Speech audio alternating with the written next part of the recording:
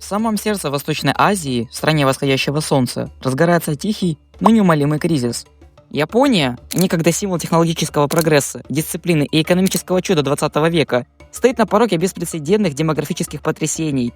То, что долгое время зрело в тени стремительного роста и урбанизации, теперь выходит на поверхность. Страна стремительно стареет и пустеет. Это не просто очередной экономический спад или временный вызов, это демографическая бомба замедленного действия, аналогов которой не знала современная история.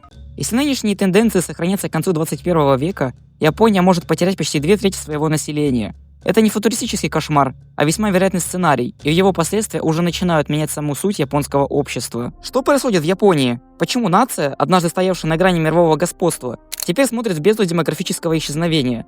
И может ли кто-то, в том числе сама Япония, остановить этот стремительный спуск? Уровень рождаемости в Японии упал до небывалого минимума. В 2024 году в стране родится всего 720 988 детей, что станет 9-м годом подряд, а также самым низким показателем с момента начала ведения учета 125 лет назад. Это на 5% меньше, чем в предыдущем году, несмотря на правительственные инициативы, направленные на стимулирование деторождения. В то же время в Японии за тот же период было зарегистрировано около 1,5 миллиона смертей, то есть на каждого родившегося ребенка приходилось более 2 смертей. Многие развитые страны сталкиваются со снижением рождаемости, но ситуация в Японии особенно тяжела. Коэффициент рождаемости – это среднее количество детей, которое женщина должна родить за свою жизнь, составляет всего 1,2, то гораздо ниже необходимых для поддержания стабильности населения, согласно данным Министерства здравоохранения, опубликованным в 2023 году Associated Press. В отличие от таких стран, как США, где небрачные роды – обычное дело, лишь небольшой процент японских детей рождается у незамужних матерей, что создает сильную корреляцию между уровнем брачности и рождаемостью. В то время как большое внимание уделяется снижению рождаемости в Японии, страна одновременно переживает явление, которое демографы называют «много смертей». Как я сказал ранее, ежегодное число погибших достигло примерно 1,5 миллиона человек, что является самым высоким показателем в современной истории Японии за пределами военного времени. В течение следующих 50 лет умрут около 80 миллионов японцев. Это примерно 2/3 нынешнего населения. В то время как сельские районы Японии наиболее остро ощутили демографический кризис, крупные городские центры, такие как Токио, не избежали его. Несмотря на привлеченные внутренних мигрантов из других регионов Японии, население Токио стремительно стареет. По оценкам, к 2050 году более 30% населения Токио будет старше 65 лет, что изменит облик города, который долгое время был одним из самых динамичных в мире. Последствия этого видны во всех городах Японии. Закрытые витрины магазинов, неиспользуемая инфраструктура и жилые комплексы, в которых все чаще преобладают пожилые люди. Даже знаменитая энергия Токио и переполненные поезда могут постепенно уступить место более спокойному, пожилому городу с другими потребностями и ритмами.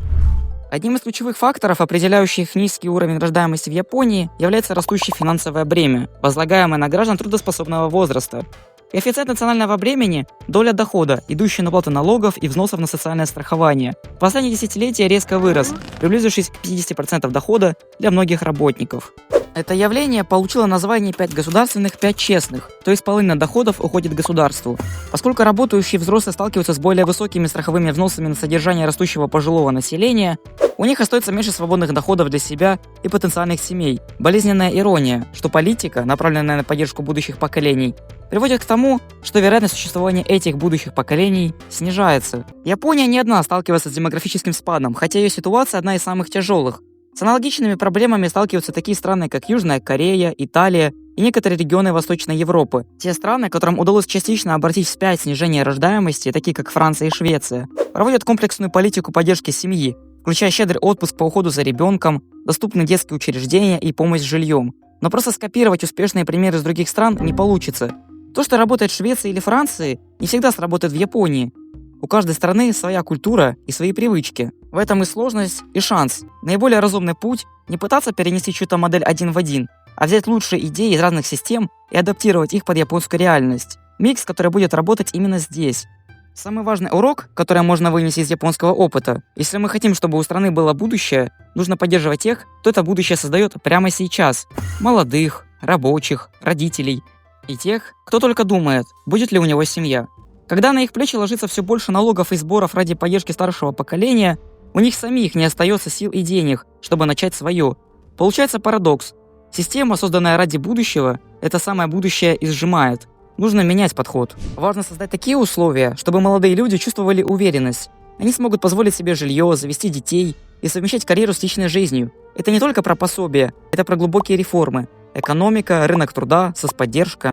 Без этого никакие бонусы за второго ребенка не помогут. Япония не кажется страной на грани исчезновения. Все работает. Вокзалы чисты, поезда точны, а Токио остается самым густонаселенным городом в мире. Но если присмотреться, этот ритм становится все более механическим, словно страна продолжает двигаться по инерции, даже когда тот, кто двигал, уже вышел из игры. Люди исчезают не внезапно, а как бы по очереди. Один город, один дом, один человек. Это не разрушение, а затухание. Тихое, системное, внешне почти незаметное. Именно поэтому оно пугает сильнее, чем кризис из заголовков новостей.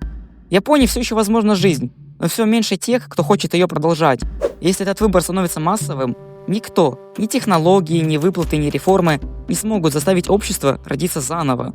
Все это заставляет задуматься, как быстро мы приближаемся к такому же моменту в других странах. Ведь у каждого мегаполиса, у каждого загнутого образа жизни похожий вектор. Просто у Японии фора. Так что это не история одной страны, это зеркало. И в нем очень много из нашего настоящего. Но важно помнить, это зеркало не приговор. Япония не рухнула, не остановилась, не исчезла. В ней по-прежнему рождаются дети, запускаются стартапы, создаются смыслы.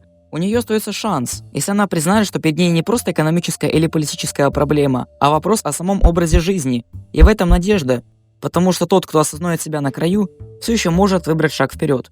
Но будет ли этот шаг сделан? Вряд ли все так просто. Ведь тем, кто управляет системой, и так все понятно. Они не глупы, они просто не заинтересованы. Для крупного бизнеса, для элит, для тех самых верхов массовое население давно стало обременительным. Большое количество людей – это не ресурс, а расходы. Медицина, образование, инфраструктура, социальные гарантии. Гораздо проще и выгоднее заменить все это дешевыми мигрантами, сдавать им жилье, минимизировать затраты и увеличить доходность активов. Зачем строить будущее для нации, если можно сдавать в аренду ее остатки? Это не японская, а глобальная тенденция. Схема одна – скупка недвижимости, консолидация активов, рост аренды, снижение доступности собственности. Люди больше не живут, они арендуют, не растут, а выживают. Так что выбор не просто перед государством, он перед всеми нами. Продолжать жить по инерции или попробовать переосмыслить, для чего вообще нужно общество, если не для людей. Да, ситуация непростая. Система буксует, интересы власти и общества давно разошлись. Но пока есть те, кто задает вопросы, не все потеряно. Пока кто-то еще мечтает о доме, семье и нормальной жизни, у общества есть шанс. Япония не приговор, это предупреждение. И, возможно, последний шанс увидеть в нем себя, настоящих. На этом все. Подписывайтесь на канал и Telegram, ставьте лайки и пишите свое мнение в комментариях. Удачи!